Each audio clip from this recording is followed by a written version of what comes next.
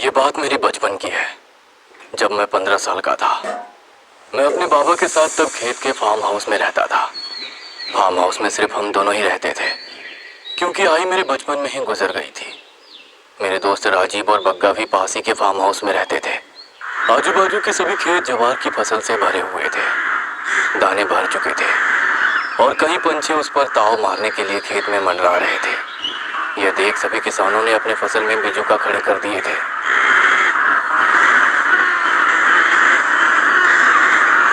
हम तब छोटे थे, इसीलिए बिजुका के प्रति हमारा आकर्षण कुछ खास था। एक दिन मैं, बग्गा और राजीव तीनों पास ही की बंजर जमीन पर खेल रहे थे। हम लोग खेल में जमीन खोदकर छोटा कुआं बना रहे थे। हमने इस बार अब तक का सबसे गहरा कुआं खोदा था, जो मेरी कमर तक आ चुका था। तभी कुआं खोदते वक्त हमें एक लकड़ी की संदूक मिली।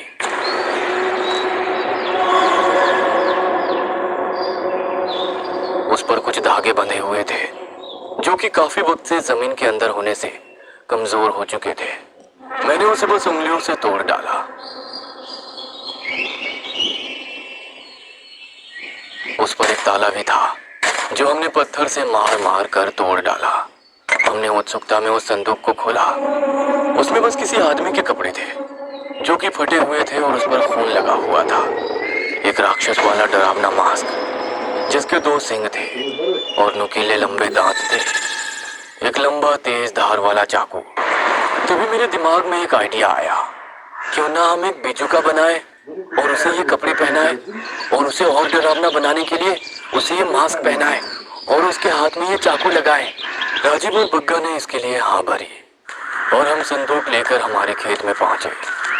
जवार के बीच हम सभी ने उस सामान और कुछ घास और लंबी डालियों से एक लंबा बिजुका बनाया। वो ऊंचाई में हमसे लगभग 2 गुना था और जवार की फसल से भी ऊंचा था। जब शाम हुए तो हम सब अपने अपने घर लौट गए। रात के लगभग 9 बज रहे थे। मैं घर के बाहर खटिया पर लेटा आराम कर रहा था। मेरा कुत्ता मोती खटिया के पास ही लेटा हुआ था। तभी फसल से पंछियों के चिल्लाने की आवाज आई, मानो कोई उनका शिकार कर रहा हो। मैंने कुछ सफेद पंछी आसमान में तेजी से उड़ते हुए देखे। यह देख मोती खड़ा हुआ और उस दिशा में देख भौंकने लगा। पंछियों की घबराते हुए आवाजें सुन मैं भी कुछ डर सा गया था। जा मोती, देख क्या फसल में क्या है, मैंने मोती से कहा और मोती फसल में भौंकते हुए भागा। मैं खटिया पर खड़ा होकर फसल में देख रहा था। हवा की वजह से फसल हवा में झूल रही थी। तभी मैंने मोती की कोई कोई आवाज सुनी, मोती मोती। मैं जोर से मोती को आवाज देने लगा, लेकिन मोती ने मेरी आवाज का जवाब नहीं दिया। मैं जैसे ही आवाज देता, वैसे मोती भौंक कर मुझे जवाब देता था। मैं डर गया और मैंने ये बात बाबा को बताई। कुछ नहीं हुआ है बेटा, रात को सांप दिखाई दे तो पंछी आवाज करते हैं, और रहा सवाल मोती का, तो वो कुत्ता है, इधर उधर घूमना उनका पेशा होता है, आ जाएगा कुछ देर में। बाबा हंसते हुए बोले और फिर मैं उठकर घर के अंदर चला गया। मैं रात भर मोती का इंतजार करता रहा, लेकिन मोती वापस नहीं आया। सुबह होते ही मैं हाथ में डंडा लेकर फसल में मोती को ढूंढने चला गया। मैंने उसे काफी आवाजें लगाई, लेकिन उसका कोई जवाब नहीं मिला। जैसे मैं थोड़ा अंदर गया, मैंने देखा कि मेरे सामने एक बिजुका जमीन पर गिरा पड़ा है। उसके हाथ और पैर कटे हुए थे और मटके का सिर फूटा हुआ था। मुझे समझ नहीं आ रहा था कि ये किसने किया। खैर, मैं आगे बढ़ा और फिर कटे और टूटे हुए बिजुका देखने का सिलसिला शुरू हुआ। खेत के सभी बिजुका कटकर जमीन पर पड़े हुए थे। मुझे समझ नहीं आ रहा था कि आखिर ये किसने किया। तभी मेरे दिमाग में एक ख्याल आया, कहीं मेरे बिजुका के साथ भी तो यही नहीं हुआ होगा।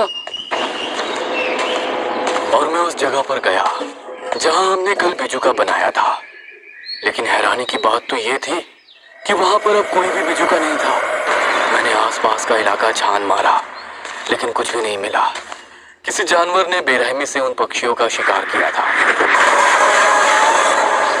मैं आगे आगे बढ़ते हुए बग्गा के घर की तरफ चल पड़ा। तभी रास्ते में मैंने जो देखा वह देख मेरी चीख निकल पड़ी। मेरे सामने मोती की तितर बितर हुई कटी लाश पड़ी हुई थी। किसी ने बेरहमी से उसका पेट चीर डाला था और उसकी आंतड़ियां पेट से निकाली हुई थी। मैं काफी डर गया था और वापस भागते हुए फार्म हाउस गया। मैंने बाबा को इस बारे में बताया। बाबा ने फसल में चलकर उसका मुआयना किया, लेकिन वो खुद नहीं समझ पा रहे थे कि ये सब किसने किया। ये सब होने के बाद आसपास के किसानों ने एक सभा बुलाई और बहुत देर तक चर्चा करने के बाद ये तय हुआ कि दिन ढलने के बाद कोई भी घर से बाहर फसलों में नहीं जाएगा। उस रात मैं अपने कमरे की खिड़की से फसलों को देख रहा था। तभी मुझे फसलों में हो रही हलचल की आवाज सुनाई दी। मैंने उस तरफ देखा तो मुझे फसल में लंबा चौड़ा इंसान खड़ा दिखाई दिया। उसकी बड़ी लाल चमकीली आंखें थी, लेकिन वो ठीक से दिखाई नहीं दे रहा था। जानवर की फसल से भी लंबा इंसान होता है क्या? मैंने खुद से ही सवाल पूछा। मैंने टॉर्च फसल में चमकाई और मेरे रोंगटे खड़े हो गए, क्योंकि फसल में हमने बनाया हुआ बिजुका खड़ा था। क्या आप भी चाहते हो सीएस एग्जीक्यूटिव दिसंबर 2025 का एग्जाम देना? तो अब इंतजाम खड़े हो गए, क्योंकि फसल में हमने बनाया हुआ बिजुका खड़ा था। ऐसा लग रहा था मानो वो मुझे ही देख रहा हो, लेकिन मैं समझ नहीं पा रहा था कि ये तो गायब हो चुका था, तो अब यहाँ अचानक वापस कैसे आ गया? कहीं ये चल के तो नहीं आया? नहीं, बिजुका कैसे चल सकता है? मैंने खुद से बोला, लेकिन मेरे ऐसा कहते ही वो बिजुका फसल में मुड़ा और दाईं तरफ चलने लगा। यह देख मुझे मेरी आंखों पर विश्वास नहीं हो रहा था। मैंने आंखें मसलकर वापस फसल में देखा तो वो फसल में नहीं था। तभी मैंने हमारी भैंस की रंभाने की आवाज सुनी। वो काफी डरावनी आवाज में रंभा रही थी, जैसे उस पर किसी ने हमला किया हो। मैं अपने कमरे से बाहर आया। तब मैंने देखा कि बाबा हाथ में शिकार वाली बंदूक लिए घर से बाहर जा रहे थे। मैंने उनके साथ चलने का ठाना। बाबा मुझे मना कर रहे थे, लेकिन मैं हट करके उनके साथ कैटल शेड की तरफ चला गया। एक भैंस जोर जोर से रंभाते हुए उछल रही थी, लेकिन दूसरी भैंस हमें जमीन पर लेटी हुई दिखाई दी। लेकिन जब हम पास गए तो हम काफी डर गए, क्योंकि दूसरी भैंस आधी कटी हुई थी। उसके पेट से पीछे का हिस्सा गायब था और उसकी अंतड़ियां और खून जमीन पर बिखरे हुए थे। इतनी बड़ी भैंस के टुकड़े करने वाला जीव कौन सा हो सकता है? बाबा चिंतित होते हुए बोले। हमें दूसरी ओर से गुर्राने की आवाज आई। हमने उस तरफ देखा तो बिजुका दूसरी भैंस की लाश का निचला भाग खाते हुए हमें दिखाई दिया। उसने गुर्राते हुए हमारी तरफ देखा। बिजुका को देख बाबा हैरान होकर बोले। बिजुका को जिंदा देखकर मैं भी काफी हैरान हो गया था कि तभी वो बिजुका हाथ में चाकू लिए बाबा की तरफ भागते हुए आने लगा और बाबा ने बिजुका के सीने पर गोली दाग दी। वैसे वो बिजुका जमीन पर गिर गया। कुछ देर जब उसने कुछ हलचल नहीं की तो बाबा मुझे पीछे ही रुकने के लिए बोलकर खुद बिजुका के पास गए। उसकी छाती पर पैर रखते हुए उन्होंने एक और गोली उसके सिर में मारी और जिज्ञासा से उसे देखने लगे। बाबा बिजुका के डरावने मास्क को देख रहे थे, जैसे कि वो उसे पहले भी देख चुके हैं। तभी अचानक से बिजुका जिंदा हो गया और उसने चाकू बाबा के सीने में घुसा दिया। बाबा दर्द के मारे चीखे। बेटा, सुबह होने तक छुप कर रहना। बाबा डरते हुए बोले। बिजुका ने अपना लंबा जबड़ा खोला और फिर उसने बाबा के सिर को किसी गाजर की तरह चबा डाला। ये देख मेरी चीख निकल गई और मैं घर के अंदर भागा।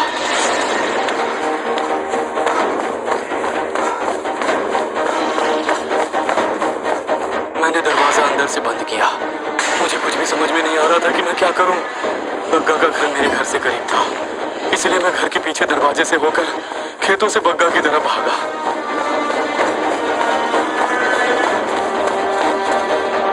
कुछ ही देर में मैं बग्गा के घर के बाहर पहुंचा और सामने आने जाने देख मेरा दिल दहल उठा, क्योंकि बग्गा के घर के छत पर उसके माता पिता और बग्गा की लाशें बिजुका की हंडी की तरह लटक रही थी।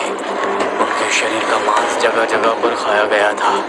उस बेजुका ने उन्हें बहुत ही दर्दनाक मौत दी थी और उनकी लाशों को बेजुका की तरह ही हड्डी पर लगाया था। उनकी लाशें देख मैं कांप उठा। तभी दूर से कुछ कुत्ते मेरी तरफ देखते हुए भौंकने लगे। तभी एक ख्याल मेरे मन में आया और मैंने मुड़कर देखा तो बेजुका अपने लंबे पैरों से चलते हुए तेजी से मेरी तरफ ही आ रहा था। उसके जबड़े खुले हुए थे और वो गुर्रा रहा था। कुत्ते उससे जोर जोर से भौंक रहे थे। मैं सदमे में था और काफी डरा हुआ था, इसलिए अपनी जगह से हिल भी नहीं पा रहा था। मैं अपना पूरा होश खो चुका था। वो बेजुका मेरे सामने आया और उसने दोनों हाथों से मेरा गला पकड़कर मुझे उठाया और उसने मुझे खाने के लिए अपना जबड़ा खोला और गुर्राया। वो मुझे बस अपना निवाला बनाने ही वाला था कि तभी मुझे बंदूक चलने की आवाज आई और मेरी पलक पकड़ते उसके सिर में गोली से छेद हो गया और वो मुझे पकड़कर जमीन पर गिर गया। मैंने जैसे तैसे अपने आप को उसके हाथों से छुड़ाया और वहां से उठ गया। बेटा जल्दी यहाँ आओ, मुझे आवाज आई। मैंने मुड़कर देखा तो वो राजीव के बाबा थे। मैं उनकी तरफ भागते हुए गया।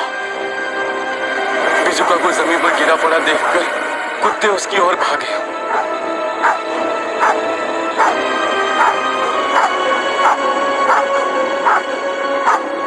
और उसे काटने लगे।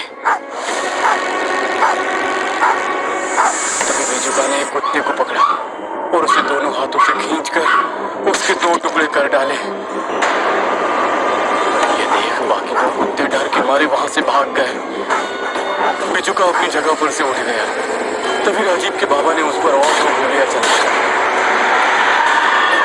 और बेजुका फिर से जमीन पर गिर गया। चलो जल्दी यहां से भागो।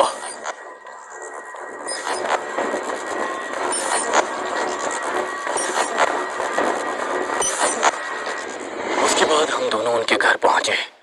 राजीव के बाबा ने राजीव और उसकी मां को जल्दी से वहां से भागने के लिए कहा।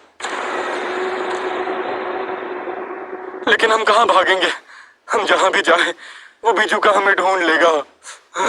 मैंने राजीव के बाबा से कहा, जब तक सूरज नहीं उगता हमें खेतों में ही छुपना होगा और थोड़ी देर रुककर अपनी जगह बदलनी होगी। यह सुनकर मुझे मेरे बाबा की आखिरी बात याद आई। उन्होंने मुझसे कहा था, बेटा सुबह होने तक छुप कर रहना। इसका मतलब मेरे बाबा और राजीव के बाबा उस बेजुका के बारे में कुछ जानते थे। जल्दी चलो। लेकिन हम किससे बचकर भाग रहे हैं? राजीव की माँ ने पूछा। राजीव के बाबा बोले, सब कुछ बताऊंगा, लेकिन अभी जल्दी यहाँ से भागो।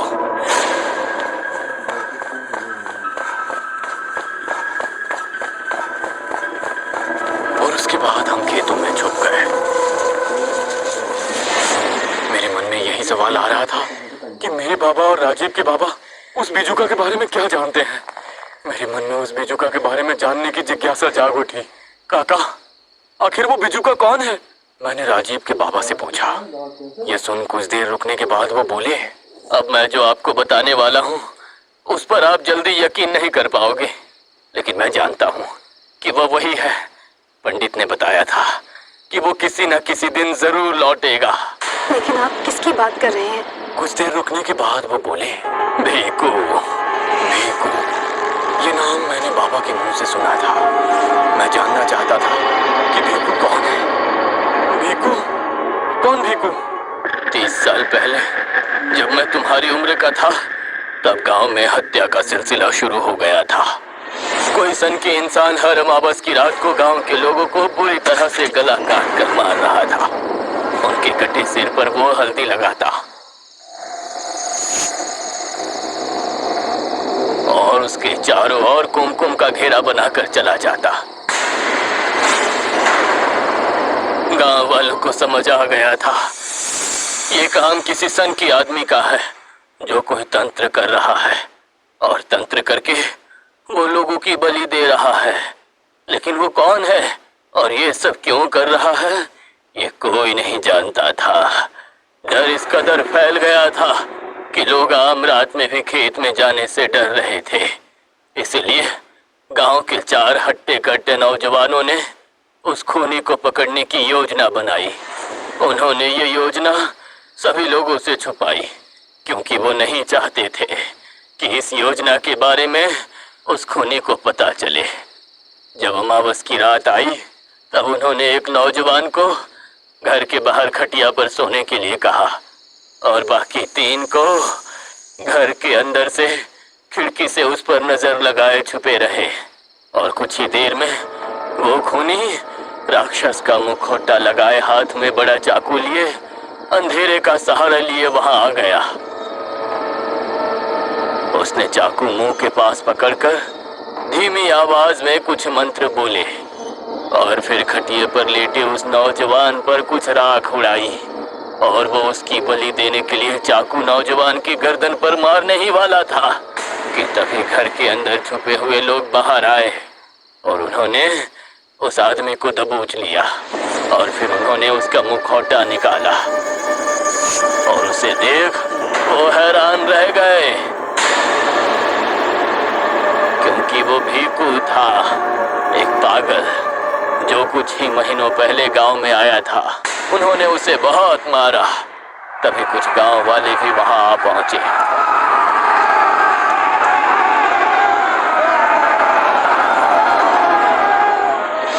और भीखू की सच्चाई जानने के बाद वो सभी उस पर टूट पड़े।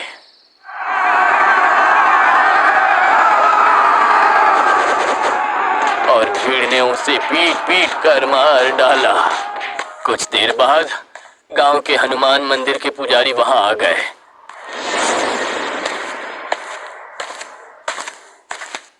भीखू को देख उन्होंने उसके कपड़े उतरवाए। उसके शरीर पर जगह जगह जले हुए निशान थे।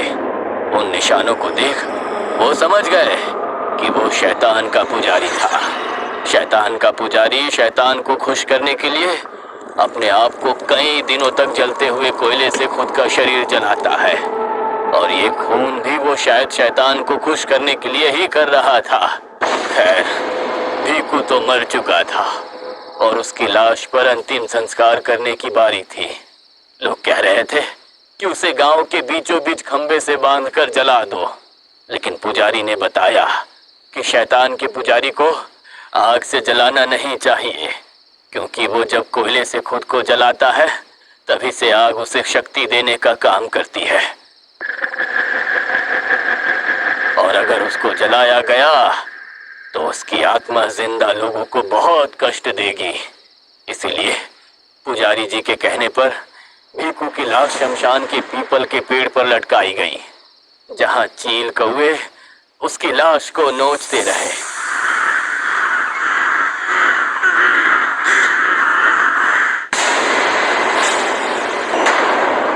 उसकी बची हड्डियों को जमीन में दफनाया गया।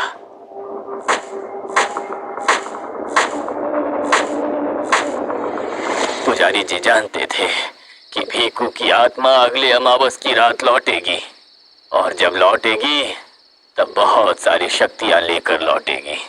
इसीलिए उन्होंने उसकी आत्मा को उसके ही सामान में मंत्रों से बांध दिया और वो सामान एक संदूक में बंद कर दिया।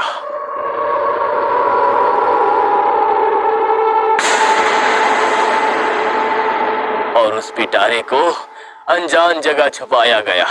वो पिटारा कहाँ छुपाया गया है वो बस उन्हीं को पता था। और उन्होंने ये भी कहा था कि अगर वो पिटारा खुल गया तो भीखू की आत्मा जरूर लौटेगी। उन्होंने सभी को ये बात बताई थी कि जब भी वो लौटेगा तब रात होगी और अगर उससे बचना है तो रात में छुपना होगा और सुबह का इंतजार करना होगा क्योंकि दिन में उसकी शक्ति काम नहीं कर पाएगी। उस रात बिजुका पूरे खेत में हम लोगों को ढूंढता रहा, लेकिन हम चालाकी से अपनी जगह बदलते रहे। जब सुबह हुई तो हम लोग गांव में गए जहां हम पुराने पुजारी से मिले। वो अब काफी बूढ़े हो गए थे और चारपाई पर लेटे हुए थे। राजीव के बाबा ने उन्हें घटी घटना के बारे में बताया। यह सुन वो काफी हैरान हो गए। उन्होंने ये भी नहीं सोचा था कि भीखू की आत्मा इतनी जल्दी लौटेगी, लेकिन हम बच्चों की नादानी से भीखू की आत्मा लौटी थी। पुजारी जी, अब क्या करें? उस भीखू की आत्मा को कैसे ठिकाने लगाएं? यह सुनकर पुजारी सोच में पड़ गए और कुछ देर सोचने के बाद वो बोले, उसकी आत्मा ने उस बिजुका के शरीर को ही अपना शरीर बना लिया है और वो शरीर काफी ताकतवर बन चुका है, इतना कि उसको कितना भी तोड़ने की काटने की कोशिश की जाए वो खत्म नहीं होगा, टूटेगा तो फिर से जुड़ जाएगा। हमें उसकी आत्मा को बिजुका से निकालकर किसी और मृत शरीर में डालना होगा। लेकिन हम ये कैसे करेंगे? मेरे साथ खेत में चलो। पुजारी जी के साथ